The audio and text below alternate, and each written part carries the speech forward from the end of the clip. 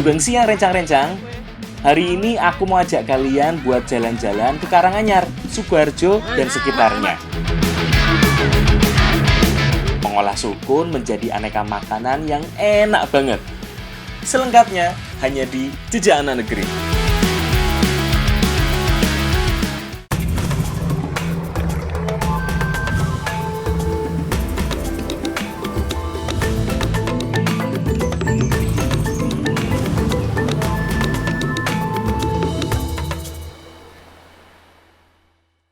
Satu, dua, tiga, ayo!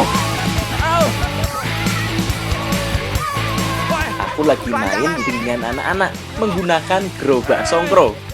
Gerobak songkro adalah alat serbaguna yang digunakan untuk mengangkut berbagai hal, mulai dari bahan bangunan, hasil pertanian, sampai rumput-rumputan.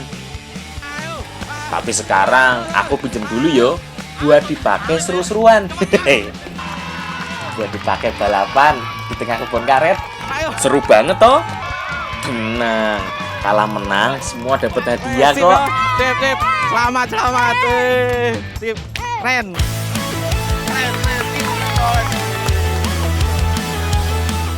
Wih, opo iki? Wah, ini rasa geduk sih yuk. Wah, cocok iki. Nih, makan geduk bareng-bareng. Nggak tanggung-tanggung loh. Geduknya segede tumpeng. Habis capek balapan gerobak, makan geduk jelas nikmat. Tapi kok ada yang beda ya dengan rasanya? Nggak kayak biasanya. Walah, pantesan. Katanya geduk ini terbuat dari sukun. Ya wis dintek kesek yuk.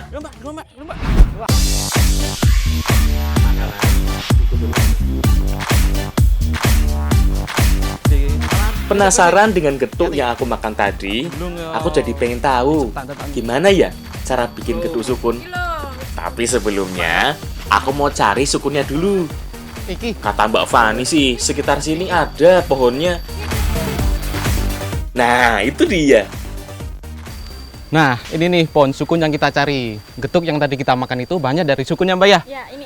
Sekarang kita mau petik dulu. Ayo, Mbak. Penek ya, Mbak ya.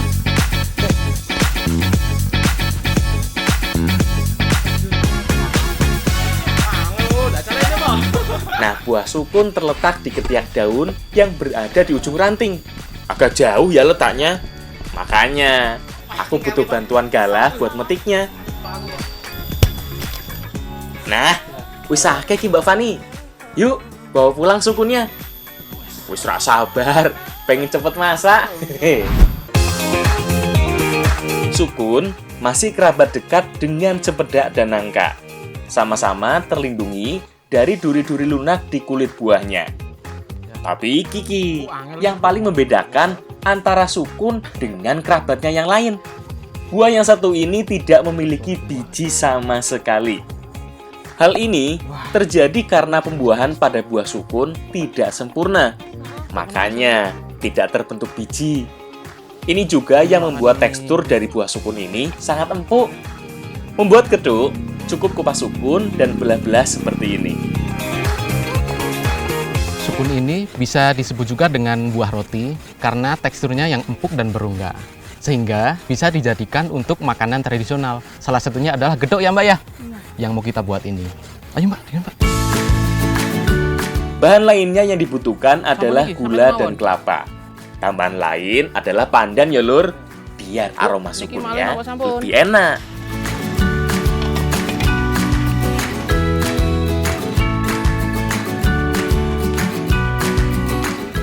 Sukun ini sebelum diolah sebaiknya dikukus dulu agar seratnya lebih empuk dan mudah tercampur sama bahan yang lainnya. Mas, ki pandanmu kari ki. Apa? Pandan. Astagfirullah. Kelinganku kudu mangan doi. Tambahkan juga dengan daun pandan biar nanti wanginya menyebar sampai rata. Saat dikukus, pori-pori pada buah sukun akan semakin terbuka. Teksturnya juga akan jadi lebih empuk. Mas, dadak aja ditutup deh. Pripun, Bu? Iki kelapane dikukus. Astagfirullah. Lali mahal ya, Bu. Pergi. Lah nyandak lo dikake lho, Mbak. Walah, ternyata parutan kelapanya dikukus sekalian. Kalau tanpa dikukus, paling lama hanya bisa bertahan sekitar setengah hari. Tapi dengan dikukus seperti ini, bisa tahan sehari lebih loh. Tahap berikutnya adalah menghaluskan semua bahan-bahan getuknya. Sama seperti getuk yang terbuat dari singkong yo. Semua bahan yang sudah dikukus ditumbuk sampai halus. Nah, sambil nunggu sukun kukus, masukkan juga sedikit demi sedikit bahan lainnya, seperti gula dan parutan kelapa. Sukun yang udah dikukus dan ditumbuk ini mirip seperti singkong ya Bu ya? Tapi saya coba dulu ya. Ya Mas, rasanya. Empuk. Tapi enak iki loh Bu loh. Tenang loh. Setelah dikukus, zat patinya makin keluar ya lur. Makane, teksturnya jadi lebih kenyal begini. Biar makin cantik, kasih dengan pewarna makanan. Nggak wajib ya lur, tapi dengan dibuat cantik begini tampilannya, kan anak-anak jadi suka. Terakhir, bentuk getuk dengan cetakan kerucut ini. Cetakan yang biasa digunakan untuk membuat tumpeng. Piye tampilannya? Cantik toh? Mbak. Bukan cuma tampilannya yang apik, rasanya juga ciamik. Secara tekstur, getuk dari sukun ini mirip dengan getuk yang terbuat dari singkong. Tapi kalau dari rasa, ada yang berbeda. Ada aroma khas dari sukunnya yang dominan terasa. Sukun ini adalah salah satu makanan yang mengenyangkan karena memiliki kandungan kalori yang hampir sama seperti nasi. Tapi dengan kandungan serat yang lebih tinggi, kalau makan ini kenyangnya awet ya Mbak ya? Nambah lagi Mbak ya? Namanya juga bahan makanan yang sudah digunakan sejak lebih dari 4.000 tahun lalu yo. Jelas memiliki banyak manfaat.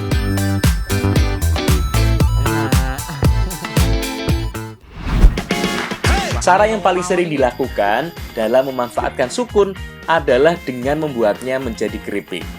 Tapi sebenarnya ada banyak loh cara yang digunakan untuk mengolah buah yang satu ini. Kecilin boten. Setelah sukun ini diolah menjadi getuk, kali ini bakal kita masak kuah pedes ya Bu ya. Cocok banget nih karena cuacanya panas. Mantep Bu. Ayo Bu, bikin Bu. Jadi getuk aja cocok. Apalagi jadi pengganti daging di olahan gulai begini. Jelas masuk Pak Eko. Gulai yang akan kita masak sedikit berbeda karena menggunakan tambahan bumbu yang pedas. Makanya, selain bumbu gulai seperti bawang merah, bawang putih, ketumbar, lada, kemiri, kunyit, jahe, serai, dan lengkuas, ada juga tambahan cabenya yang sangat banyak. Lebih mirip bumbu rica ya lur. Semua bumbu dihaluskan kecuali lengkuas, serai, daun jeruk, dan salam. Kalau rombongan ini cukup dikeprek saja yo. Kalau santan dari parutan kelapa, yo jelas tetap butuh. Biar kuahnya makin kental dan gurih. Oh iya, selain sukun sebagai bahan utamanya, kita juga tambahkan kacang kapri seperti ini. Gulai sukun kuah pedas ini bakal kita campur pakai kapri nih. Dan yang dipilih itu yang masih muda. Karena kalau yang udah tua rasanya keras. Ya Bu ya, susah nanti dimakan.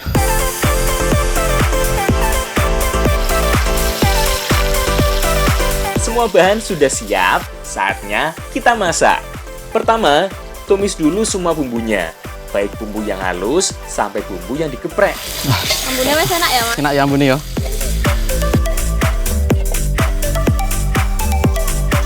Setelah bumbunya matang, tambahkan dengan sedikit air biar tidak gosong yo. Masukkan si tokoh utamanya, potongan buah sukun ya lur. Tambahkan juga kacang kapri yang sudah dibersihkan tadi. Setelah itu tinggal masukkan santan dan bumbu pelengkap seperti gula, garam, dan cabai rawit. Tunggu sampai matang yo, sampai sukunnya empuk dan semua bumbunya meresap. Sip, iki gulai sukun kuah pedas siap disantap. Tekstur dari sukun ini empuk, jadi cocok banget buat diolah jadi gulai sebagai pengganti dagingnya. Enak ya Bu ya? Pedes tapi Bu. lah. Hehehe. Tapi yang pedes-pedes gini jadi lebih sedep yo makannya. Kok pedes? Selain enak, sukun juga kaya dengan manfaat. Paling jelas yo iki lur, seputar serat. Selain membuat kenyang lebih lama, serat yang banyak ini juga bagus untuk orang yang mengidap diabetes. Karena bisa menghambat penyerapan gula dalam darah. Karena alam memberikan banyak manfaat.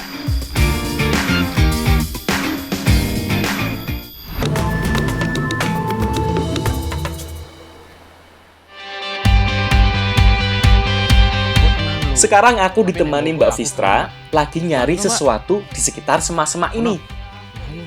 Yang kita cari adalah tumbuhan liar yang menjalar ya lur. Makanya sering merambat di sekitar semak-semak begini. Nah, ini yang kita cari. Namanya beligo. Nah, ini nih, kita lagi cari beligo. Beligo tuh sejenis dengan labu. Cuman kalau di kulitnya tuh ada bedak-bedaknya nih. Gimana, Mbak? Iya sama kalau kayak aku. Mana-mana? Ah, wih, kira roto.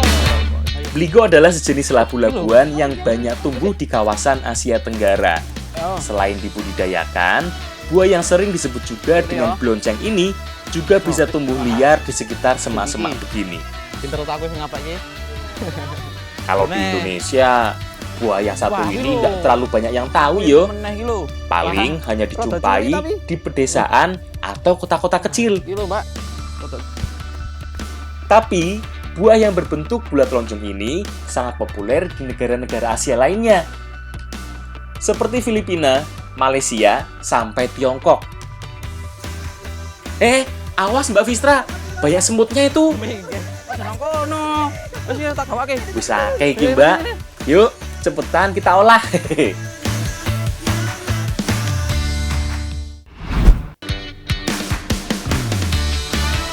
Ada beligo, ada ubi jalar, tepung terigu, dan ada gula pasir.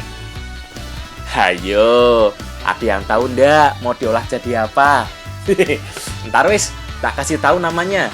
Aku mau belah dulu beligonya.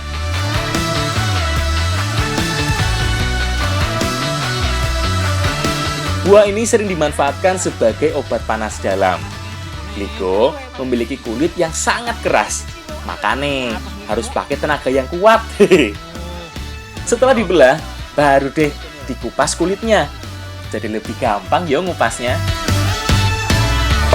Non ular itu? Bersih sih.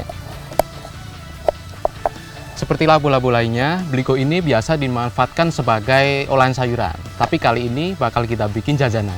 Apa nih Bu namanya Bu jajanannya? Timus isi beligo. Timus isi beligo. Wah, enak nih pasti.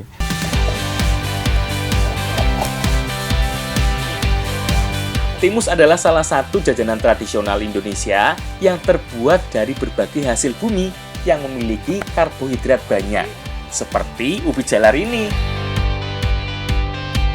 Kupas dulu yo ubi jalarnya. Urusan ubi, biar tanggung jawab Mbak Vistra dan si ibu. Aku tak lanjut ngurusi beligonya yo. Setelah dikupas, ubi kemudian dikukus sampai matang. Kalau di daerah lain, bikin timus itu pakai bahan dasar singkong. Tapi kalau di daerah sini, biasanya pakai ubi nih. Ubi yang kuning atau ubi yang ungu. Ini dikukus dulu biar empuk. Ingat, dikukus ya lur, bukan direbus. Walaupun sama-sama bikin ubi empuk, kalau direbus, nanti hasilnya jadi terlalu lembek. Susah untuk dibentuk. Nggak terlalu lama kok. Cukup dikukus sekitar setengah jam, ubi ini sudah bisa empuk. Yang halus loh. Nah, ini buktinya. Saat ditumbuk begini, ubi jalarnya sudah gampang hancur. Nah, ubi jalar yang sudah dikukus, tumbuk sampai benar-benar halus yo. Kemudian tambah dengan bahan-bahan lainnya, seperti tepung terigu dan gula. Nggak usah terlalu banyak tepung terigunya, soalnya fungsinya hanya sebagai perekat, jadi tidak mudah hancur nantinya. Setelah benar-benar halus dan semua bahan tercampur rata, bikin bulat lonjong seperti ini ya. Kemudian, isi dengan potongan bligo di bagian dalamnya. Oh iya, kalau warna orinya cukup gini aja, warna dari ubi ungu. Tapi kalau mau dibikin warna lainnya juga bisa kok. Tinggal kasih warna dari ubi yang berwarna kuning. Piye gaweanku? Apik to? Sampeyan to, Bu, sebenarnya. Iya bener. Warnamu gede-gede ya. Apa lo aku sapi api? Ya wis, daripada berebut, sekarang goreng dulu yuk timusnya. Bisa sih, nak goreng iki.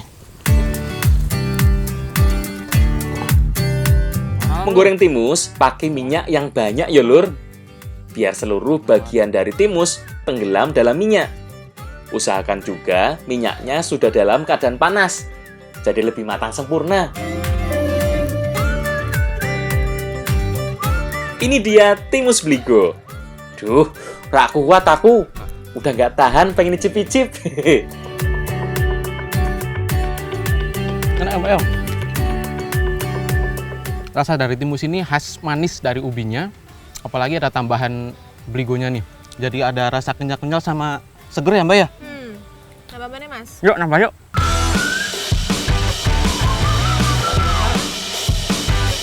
Asal dari makanan yang sering disebut dengan ketimus ini sebenarnya dari Jogja ya lur. Tapi sekarang justru banyak berkembang di Jawa Tengah, seperti Karanganyar, Solo, hingga kota-kota pesisir seperti Tegal dan Pekalongan.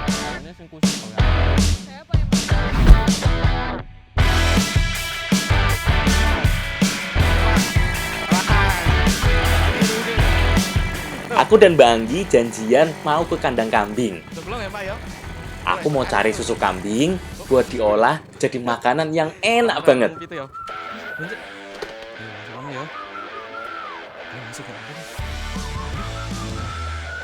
Assalamualaikum. Assalamualaikum Mas. Mas. Kandang kambing yang kita tuju adalah kandang kambing Sapera, salah satu tipe kambing perah yang sangat unggulan. Sek ya Mas, aku tak kayak susu kambing-kambing cilik sek. Mes saiki yo. Heeh, saiki. Ayo wis, hati-hati ya. Heeh. Saiki sek ya. Ya. Oh, ya wis Mbak Anggi, tinggal wae. Aku sama Mase mau merah susu kambing dulu. Selain sapi, kambing adalah salah satu ternak penghasil susu. Nah, Sapera merupakan hasil persilangan antara kambing Sanen dan peranakan Etawa. Biasanya memiliki warna bulu yang putih, panjang telinga sedang, dan memiliki tanduk yang cenderung kecil. No Mas. Wah, susun oke ya. Iya, Mas. Ini aku lagi merah kambing jenis Sapera. Ini termasuk kambing yang produktivitasnya banyak banget. Karena satu kambing ini bisa menghasilkan 1,5 liter ya Mas ya? Wow, sing 2 liter ya ono lho, Mas. Sampai 2 liter. Iya. Wah, banyak banget ternyata. Ayo Mas, perah nih Mas. Yo. Kelebihan lain dari kambing Sapera ini adalah kemampuan reproduksinya yang cukup cepat. Dalam 2 tahun bisa beranak hingga 3 kali. Oh, kalau kambing biasanya kan cuma setahun sekali ya.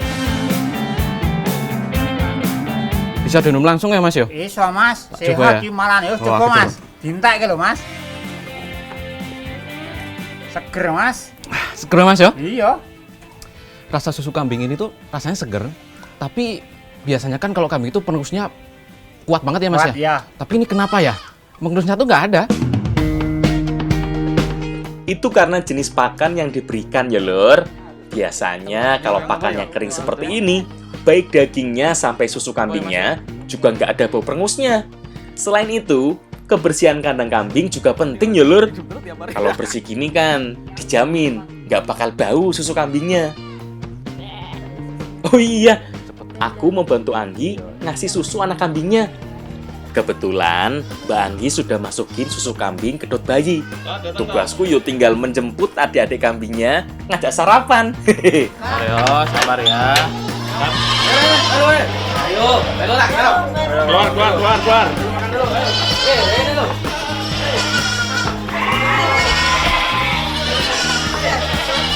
Tuh, langsung pada lari yo. Mereka udah tahu tempat biasa mereka diberi susu. Susu yang udah kita perah tadi nggak dijual semua, tapi disisakan untuk yang berhari. Yang ini kambing yang masih kecil-kecil. Pada lapar-lapar ya Mbak ya. Kalau lihat anak kambing nyusu gini, enak banget ya, Lur. Aku jadi nggak sabar mau bikin makanan yang jos gandos dari bahan yang satu ini. 2 liter iki, Mas. Mas, aku minta yo buat dimasak.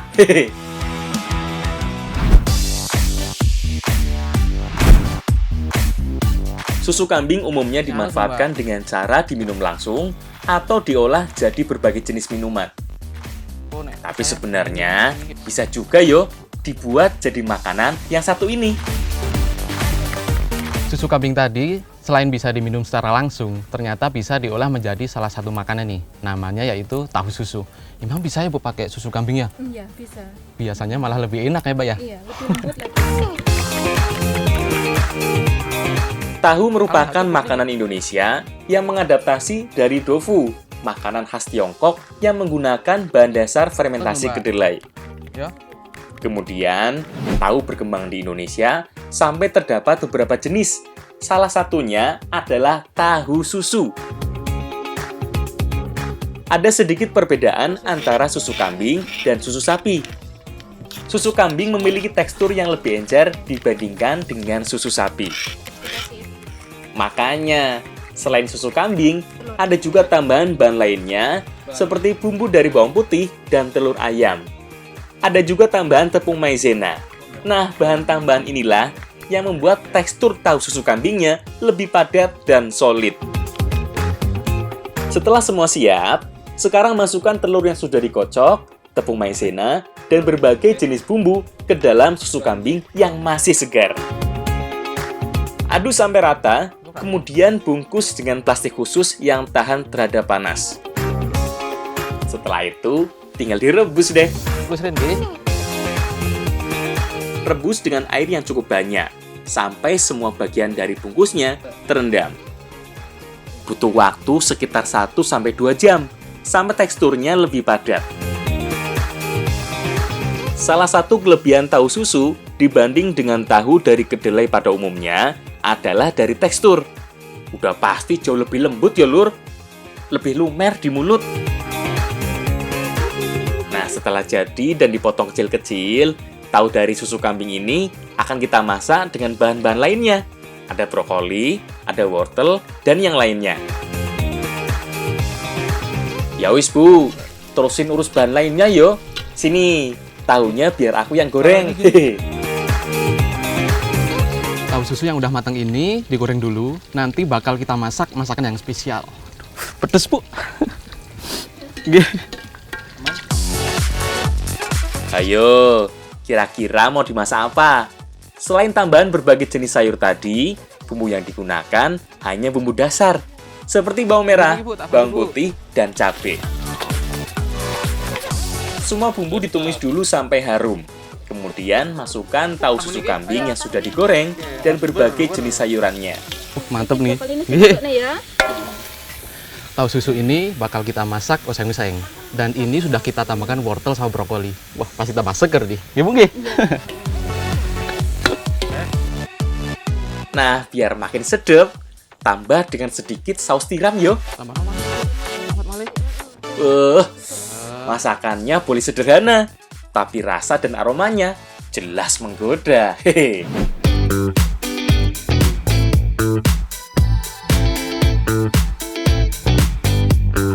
Dargo.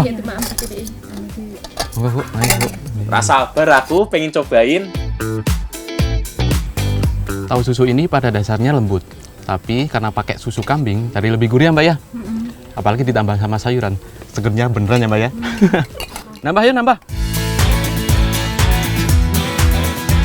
Selain enak, susu kambing juga banyak manfaatnya loh.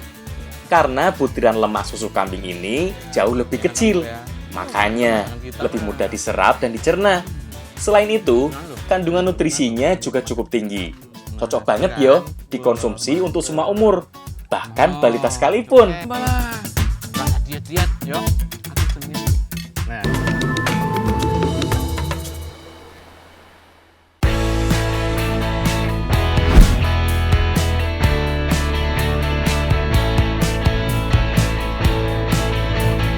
Masih di Desa Waru, Kecamatan Baki, Kabupaten Sukoharjo. aku mau belajar sesuatu yang belum pernah aku coba, yaitu kesenian reog.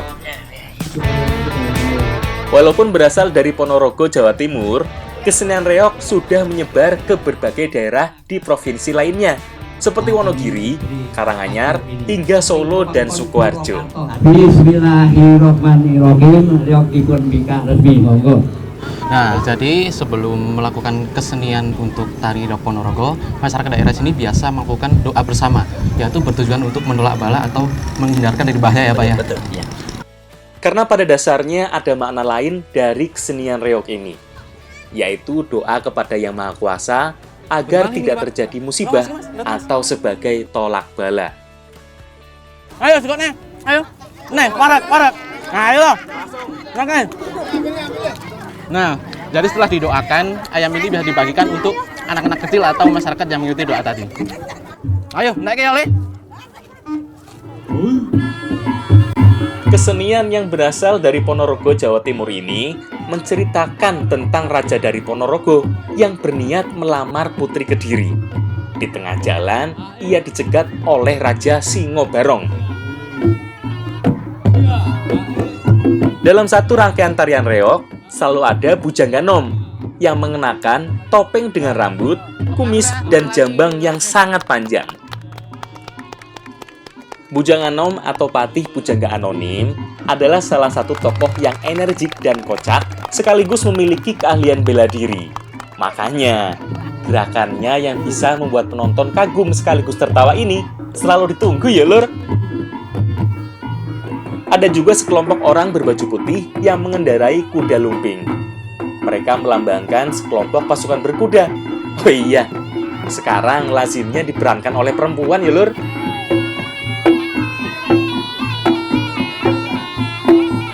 Terakhir, adalah beberapa orang yang mengenakan topeng besar, sang Singobarong dengan dada meraknya.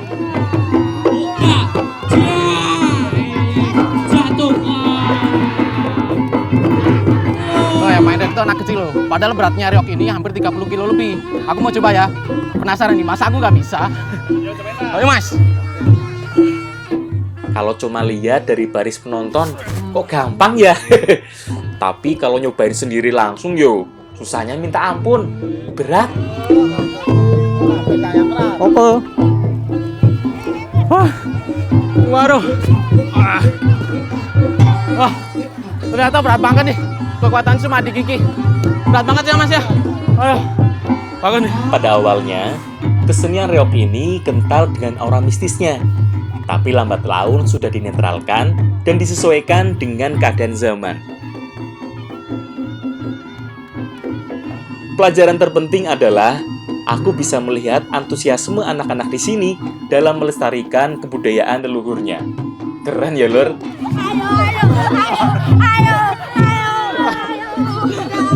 Ontek lo.